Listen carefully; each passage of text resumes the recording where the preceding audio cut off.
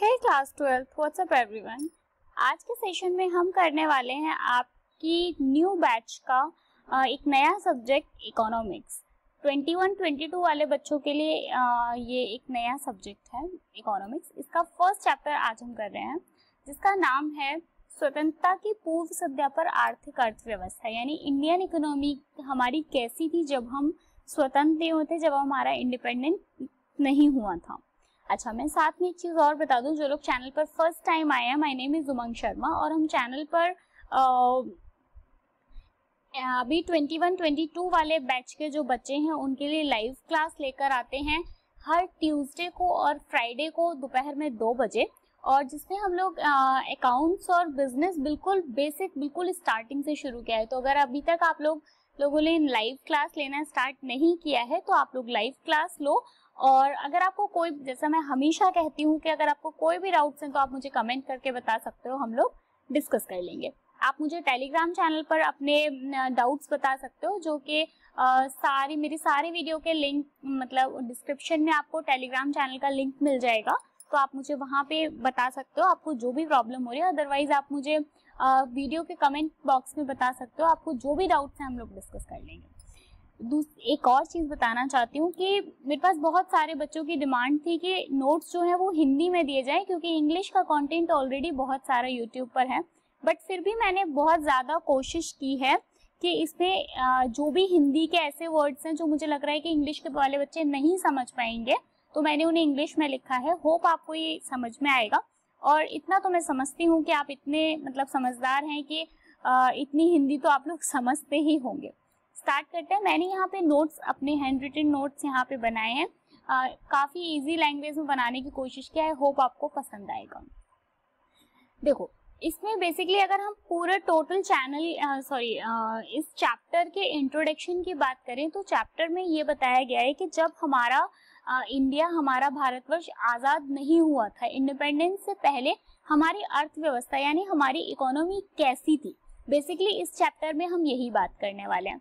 आपकी इकोनॉमिक्स को अगर हम एग्जाम पॉइंट ऑफ व्यू से देखें तो 2 पार्ट्स में डिवाइड किया गया है 40-40 मार्क्स का, जिसमें से ये जो इंडियन इकोनॉमी जो हम पढ़ रहे हैं, जो हमने स्टार्ट किया है, तो ये वाला जो पूरा पोर्शन है ये आपका 40 मार्क्स का एग्जाम में पूछा जाता है। ठीक है, तो बहुत इजी है, आप इसे आराम से कर पाएंगे। फर्स्ट मैंने लिखा है स्वतंत्रता के समय भारतीय अर्थव्यवस्था, यानी जब हम आज़ाद हुए उस टाइम पे हमारी अर्थव्यवस्था कैसी थी। पहले जो लिखा है उसको एक बार पढ़ लेते हैं, फिर मैं आपको समझाती हूँ। ब्रिटिश काल से पूर्व भारत की अर्थव्यवस्था सोने की चिड़िया के रूप में मानी जाती थी। मतलब जब हमारे यहाँ पे अंग्रेजों का शासन था उस समय पे हमारी, उससे पहले की अगर बात करें तो हमारी अर्थव्यवस्था बहुत अच्छी थी। हमारी जो इंडिया की इकोनॉमी थी वो बहुत ज़्यादा स्ट्रांग थी। जब 15 अगस्त 1947 को, स्वतंत्रता से 200 साल पहले की अगर हम बात करें, जब हमारा जो देश था वो ब्रिटिश शासन के अधीन था, यानी जब हम स्वतंत्र नहीं हुए थे, उस टाइम पे जो इंग्लैंड के जो लोग थे उनका सिर्फ एक ही मुख्य उद्देश्य था। वो उद्देश्य ये था कि इंग्लैंड में जो उद्योग हो रहा था उस भारत का एक कच्चा माल यहाँ से लेकर जाते थे, और क्योंकि इंडिया में कच्चा माल बहुत ज़्यादा था, इंडिया से कच्चा माल लेकर जाते थे और वहाँ पे उस कच्चे माल से चीज़ें बनाते थे और वो वापस इंडिया को ही बेच देते थे। ठीक है, तो ये तो समझने वाली चीज़ हो गई। बाकी एक बार हम पूरा पढ़ लेते हैं तो हमें और क्लियर हो जाएगा। मैंने बहुत सिंपल वर्ड्स में लिखा है कि ब्रिटिश काल से पूर्व भारत की अर्थव्यवस्था सोने की चिड़िया के रूप में मानी जाती थी। जब भारत 15 अगस्त 1947 को स्वतंत्रता प्राप्ति से 200 वर्ष पूर्व तक ब्रिटिश शासन के अधीन था, भारत में ब्रिटिश शासन का मुख्य उद्देश्य इंग्लैंड के तेजी से विकसित हो रहे उद्योगों के लिए भारत को केवल एक कच्चा माल प्रदान करने का साधन तक सीमित रहना था।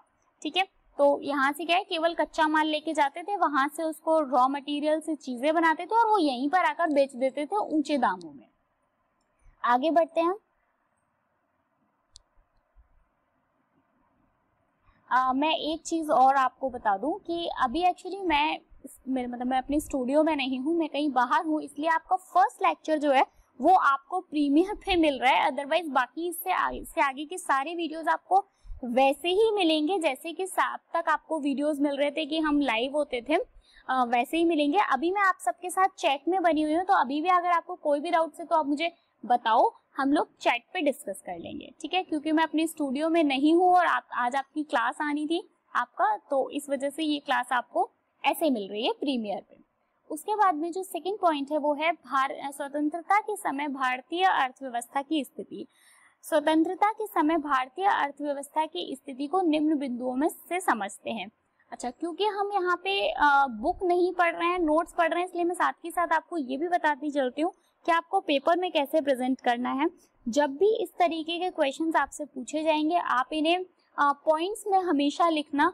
पॉइंट्स में लिखने से मार्क्स अच्छे मिलते हैं, पहली चीज। और पॉइंट्स को आप कलर कर सकते हैं, जो भी कलर्स आपको ठीक लगते हैं। और साथ में दूसरी चीज एक और कि ये जो आप पॉइंट्स लिखते हैं ना, जो आपको स्क्रीन पे पॉइंट्स दिख रहे हैं, ये सारे पॉइंट्स एनसीईआरटी की बुक से लिए हैं।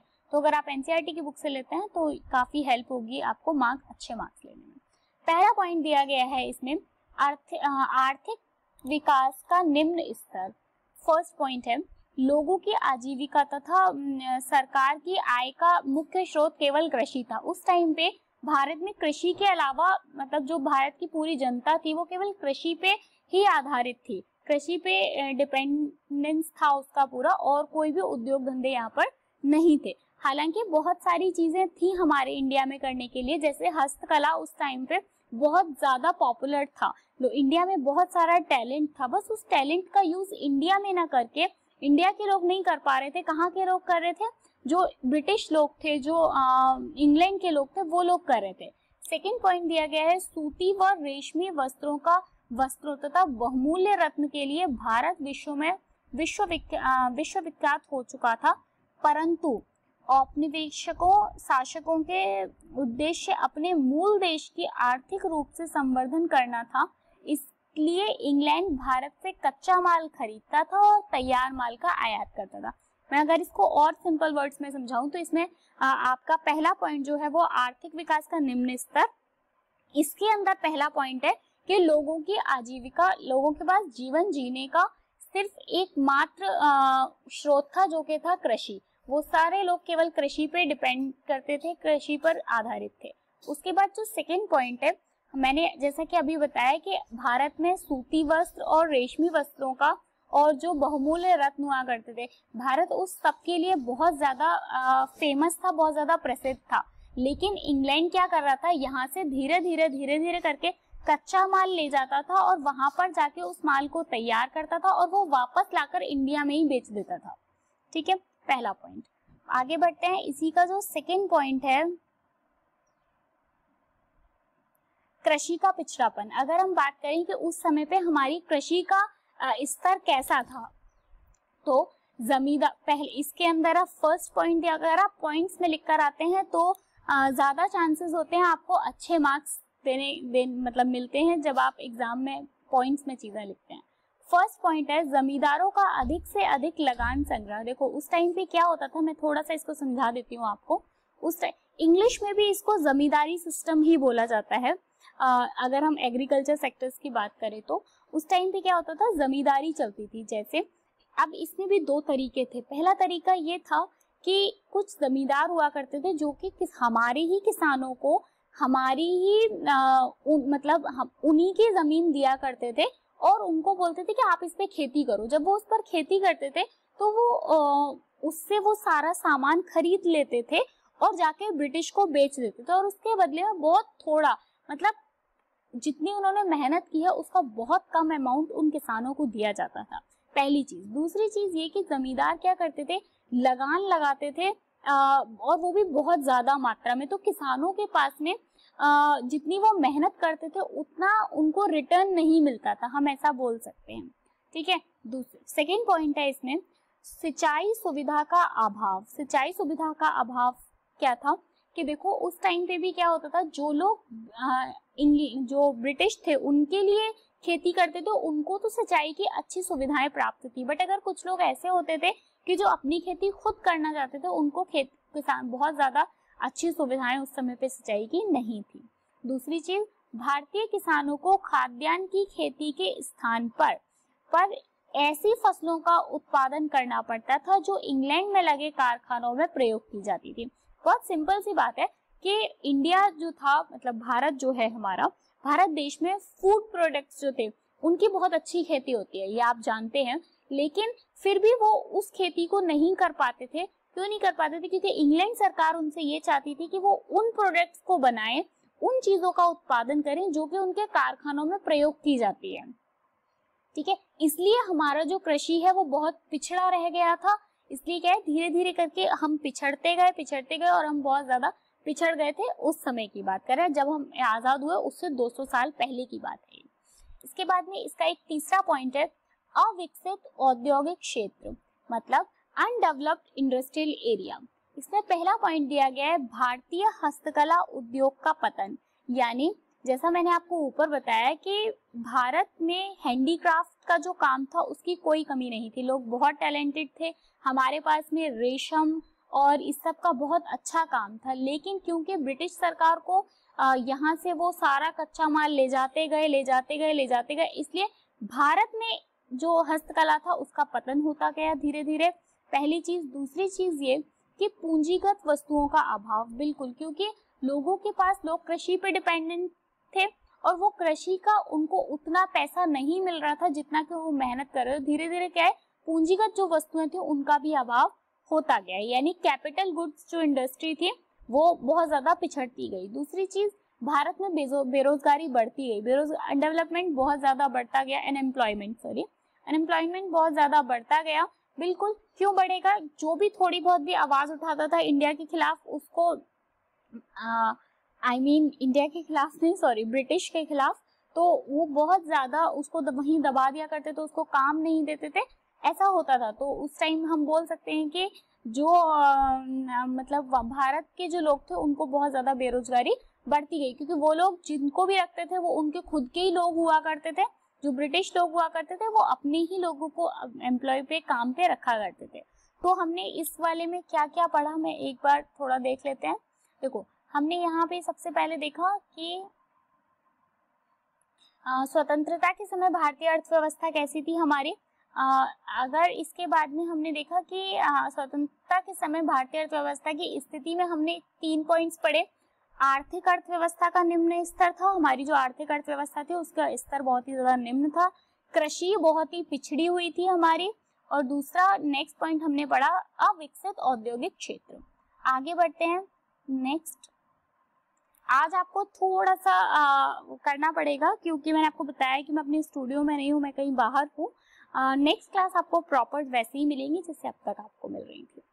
उसके बाद मतलब इतना तो मैं समझती हूँ कि मेरा इतना अच्छा बॉन्ड तो आपके पास हो गया है कि थोड़ा बहुत अगर कभी मुझे भी थोड़ी प्रॉब्लम होती है, कहीं बाहर जाना पड़ता है, तो इतना तो आप समझेंगे ही। उसके बाद में नेक्स्ट जो पॉइंट है वो है फॉरेन ट्रेड। फॉरेन ट्रेड मतलब विदेशी व्यापार। विदेशी व्यापार की स्थिति कैसी थी देखते हैं। इसमें भी पहला पॉइंट मैं आपको बार बार बोल रही हूँ, प्लीज पॉइंट्स में ही लिखिएगा, एग्जाम में मार्क्स बहुत अच्छे मिलेंगे। फर्स्ट पॉइंट, इंग्लैंड व्यवस्था के चलते भारत अपने ही देश के कच्चे माल जैसे रेशम, कपास, ऊन, चीनी, नील आदि का निर्यातक होकर रह गया था। मतलब क्योंकि देखो, इंग्लैंड की सरकार थी, ब्रिटिश सरकार थी हमारे यहाँ पे, उनका शासन था। जो चीजें भारत में ही होती थी, जैसे कौन कौन सी चीजें थी, रेशम यानी सिल्क, कॉटन यानी कपास, वूल का मतलब ऊन होता है, चीनी आपको पता ही है शुगर होती है, और नील का मतलब होता है इंडिगो। नील तो आप समझते होंगे ना। इनका निर्यातक बन के रह गया था, एक्सपोर्टर बन गया था इन सब का, कि यहाँ पे ये सारी चीजें होती थी और यहीं के लोगों से वो चीजें ले जाई जाती थी। मतलब वो सारा कच्चा माल यहाँ से ले जाते थे और यहाँ पर आकर या फिर बाहर ही जाकर बेच देते थे उनको। आगे, तथा इंग्लैंड की मशीनों में बनने वाली वस्तुओं का निर्यातक बनकर रह गया था। अपने यहाँ से कच्चा माल बाहर भेजना पड़ता था और वहां से बनी हुई जो तैयार प्रोडक्ट्स होते थे उनको हमें यूज करना पड़ता था। First point.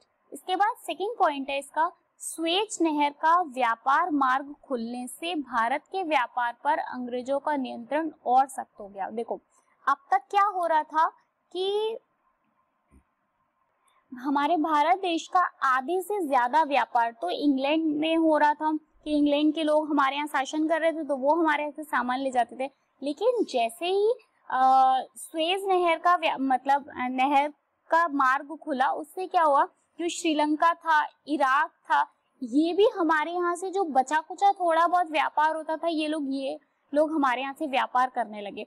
तो व्यापार करने का मतलब ये नहीं था कि वो हम भारतीयों के साथ व्यापार कर रहे थे, वो इंग्लैंड के साथ ही व्यापार कर रहे थे। यानी अगर वो कच्चा माल ले जाते थे तो उसके बदले का जो पैसा हुआ करता था वो उनको इंग्लैंड को देना पड़ता था, ब्रिटिश सरकार को वो पैसा उन्हें देना पड़ता था। ठीक है, तो विदेशी व्यापार में हमने यहाँ पे दो चीजें समझ ली, कौन कौन सी। पहला तो ये कि जो भारत देश में ही चीजें बन रही थी, जो कच्चा माल बन रहा था, उन्हें क्या है, इंग्लैंड सरकार उन्हें यहाँ से ले जाती थी कच्चा माल और वापस वहां मशीनों में उनको तैयार करके यहाँ पे बेच देती थी, पहली चीज। दूसरी चीज कि जब स्वेज नहर का व्यापार मार्ग खुला तो उससे भारत में जो विदेशी व्यापार था, जो अंग्रेजी शासन था वो और अंग्रेजी व्यापार था वो और ज्यादा सख्त हो गया कि भाई जो दूसरे राज्य थे वो भी हमारे यहाँ से व्यापार करने लगे और हमारे यहाँ से कच्चा माल ले जाने लगे। इसके बाद में इस चैप्टर का एक और पॉइंट है, वो है ब्रिटेन द्वारा लड़े जा रहे युद्धों पर व्यय। अब आप देखो, आपको मुझे लगता है आप ये तो समझते ही है कि जब भी लड़ाई झगड़े होते हैं, जब भी युद्ध होते हैं इस तरीके के, तब बहुत सारा व्यय होता है, बहुत सारा खर्चा होता है। डेमोग्राफिक कंडीशंस कैसी थी 1881 की जनगणना में? जनगणना मतलब पॉपुलेशन, मतलब मुझे लगता है आप समझते होंगे जनगणना क्या होता है या पॉपुलेशन क्या होता है। पॉपुलेशन कलेक्शन, इसमें क्या होता है, ये जितनी भी जनसंख्या होती है उसका कलेक्शन किया जाता है कि कितनी जनसंख्या हमारे पास में है। तो उस टाइम पे क्या हो रहा था, 1881 में जब हमारे यहाँ पहली जनगणना हुई तो सर्वप्रथम भारत की जनसंख्या का ब्यौरा एकत्रित किया गया। कब? 1881 में। यानी पहली जनगणना कब हुई? 1881 में। बाद में प्रत्येक 10 वर्ष बाद, ये आपको याद रखना पड़ेगा कि जो जनगणना होती है या फिर जो पॉपुलेशन कलेक्शन होता है कि हमारे देश में कितनी जनगणनाएं हैं, कितने लोग रहते हैं, ये हर 10 साल बाद होता है। ठीक है, बाद में 10 साल बाद जब जनगणना हुई तो 1921 में हुई। 1881 के बाद जो हुई वो 1921 में हुई कि जनगणना तक न तो भारत की जनसंख्या इतनी विशाल रही थी, क्योंकि जनसंख्या क्यों विशाल नहीं थी, इतनी ज्यादा भुखमरी फैली हुई थी, मतलब लोगों के पास ठीक से साफ पानी तक नहीं था पीने के लिए, क्योंकि व्यापार इतना ज्यादा किया जा रहा था और उस कारखाने इतने ज्यादा खुल गए थे कि उस सब का असर हमारे खाने पीने पे पड़ रहा था। तो जो भारत की जनसंख्या थी वो बहुत ही ज्यादा, मतलब लोग काफी मात्रा में, लोगों का नुकसान होने लगा। लोगों के नुकसान से मतलब यहाँ पे ये होता है कि लोगों की जो मरने की संख्या थी वो बहुत ज्यादा स्तर बढ़ गया था उसका। तो जब दोबारा जनगणना की गई तो हमने ये पाया कि भारत की अब जनसंख्या न तो इतनी विशाल रही है और ना ही इतनी समृद्धि दर रही है। यानी साक्षरता का दर जो था वो तो बहुत कम होता गया, 16% से भी कम हो गया। लिटरेसी जो थी वो 16% से भी कम रह गई। जो जन स्वास्थ्य सेवाएं थी वो बहुत ही ज्यादा सुलभ थी। यानी पब्लिक के लिए जो मतलब उसके हेल्थ के लिए जो सेवाएं की जा रही थी वो बहुत ही ज्यादा सुलभ थी, क्योंकि इंडिया के लोगों पर कोई ध्यान नहीं दिया जा रहा था।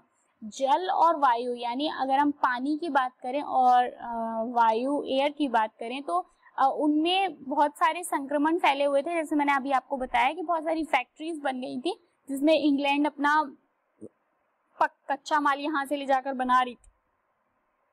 तो उसमें क्या हो, बहुत सारी डिजीज हो गई, लोगों को बहुत सारी बीमारियां फैल गई, जिससे बहुत सारी जनहानि हुई। जनहानि मतलब बहुत सारे लोग मरने लगे। इसके बाद में नेक्स्ट जो एक पॉइंट है वो आपकी बुक में दिया गया है, इस चैप्टर का एक लास्ट पॉइंट और दिया है, अविकसित आधारभूत ढांचा। इसका मतलब ये है कि अनडेवलप्ड इंफ्रास्ट्रक्चर। कैसा? जो हमारी अच्छी सड़कें थी, स्वास्थ्य, शिक्षा, संचार सुविधाएं, अच्छी सड़कें मतलब रोड्स की बात की जा रही है, स्वास्थ्य सुविधाएं, हेल्थ की बात की जा रही है, संचार यानी कम्युनिकेशन का जो था, मतलब जो एक जगह व्यापार करने के लिए कम्युनिकेशन बहुत अच्छा होना बहुत जरूरी होता है, वो सब क्या था, उसका बहुत ज्यादा अच्छा सुविधाएं नहीं थी उस टाइम पे। जो सड़कें थी, रेलवे स्टेशन थे, यातायात साधन थे, मतलब ट्रांसपोर्ट की अगर बात करें, और पोस्ट एक जगह, अगर आप पोस्ट ऑफिस वगैरह की बात करें, सामान एक जगह से दूसरी जगह अगर भेजना है, तो इस सब की जो सुविधाएं थी वो बिल्कुल भी नहीं थी। लेकिन वो अच्छी सुविधाएं किसके लिए थी? अगर ब्रिटिश सरकार को एक जगह से दूसरी जगह कुछ भेजना होता था तो वो तो आराम से इन सब चीजों का यूज कर पाते थे, क्योंकि सारी चीजें उनके अंडर में थी। बट अगर इंडिया में या भारत को ऐसा कुछ करना होता था तो वो ऐसा नहीं कर पाते थे, और भारत में प्रवेश करना तथा भारत से कच्चा माल ले जाना था। बल्कि यहाँ पर कुछ समय बाद धीरे धीरे क्या होने लगा, सड़कें अच्छी बनने लगी, रेलवे का जो मतलब रेलवे था और यातायात के साधन थे, मतलब अगर हम ट्रांसपोर्ट, वो सब की जो व्यवस्थाएं थी वो धीरे धीरे थोड़ी अच्छी होने लगी। लेकिन उसमें वो भारतवर्ष के लिए कुछ भी नहीं था, वो सब कुछ जो था वो इंग्लैंड के लिए था। वहां के लोग जन सामान्य इसका प्रयोग नहीं कर सकते थे। ये सब प्रयोग सिर्फ कच्चे माल को यहाँ इंडिया से ले जाकर दूसरी जगह पर ले जाने के लिए ये सारी सुविधाएं अच्छी की गई थी। इस चैप्टर में एक बेसिक इंट्रोडक्शन आपको दिया गया है, बस यही इस चैप्टर में है पूरा। तो इस चैप्टर में हमने सिर्फ इतना ही इम्पोर्टेंट था जो कि हमने यहाँ पे पढ़ा। होप आपको समझ में आया होगा। मतलब आज का थोड़ा आपका आज के आपके इनकन्वीनियंस के लिए मैं थोड़ा सा आपसे सॉरी बोलूंगी, बट आगे से आपकी जो वीडियो आपको मिलने वाली है वो प्रॉपर आपको वैसे ही मिलेंगी, क्योंकि जब आप जैसे हम लाइव होते हैं हमेशा। होप आपको समझ में आया होगा। आगे की सारी वीडियोस के लिए आप चैनल को सब्सक्राइब कर लो प्लीज़। मैं पहले भी आपको बहुत बार बता चुकी हूँ कि अगर मैं अपना एनालिटिक्स चेक करती हूँ तो ओनली 11% बच्चे ऐसे हैं जिन्होंने नोटिफिकेशन ऑन किया हुआ है, क्योंकि आप लोग नोटिफिकेशन ऑन नहीं करते। मैं डेली वीडियोस दे रही होती हूँ, आपको नोटिफिकेशंस नहीं मिलते। फिर बच्चे मुझे कंप्लेन करते हैं कि दीदी या मैम नोटिफिकेशंस नहीं आ रहे हैं क्योंकि वीडियोस नहीं आ रहे। बट बेटा प्लीज़, वीडियोस बहुत सारे डेली आ रहे हैं, 102 वीडियोस डेली आ रहे होते हैं, लेकिन क्योंकि आपने नोटिफिकेशन ऑन नहीं किया इसलिए आपको वीडियोस नहीं मिलते। अगर आपने चैनल को सब्सक्राइब नहीं किया है तो चैनल को सब्सक्राइब कर लो, बेल आइकन को प्रेस कर लो ताकि आपको डेली वाले वीडियोस मिल पाए। और 21-22 का जो हमने नया बैच स्टार्ट किया है, आप लोग अपने फ्रेंड्स के साथ भी शेयर करो, उनको भी बताओ कि नया बैच स्टार्ट हो गया है, वो भी हमें ज्वाइन करें। क्लास लेना, लाइव क्लास लेना आप बिल्कुल भी मत भूलो, every Tuesday and Friday 2 PM। तब तक के लिए bye bye, thank you so much.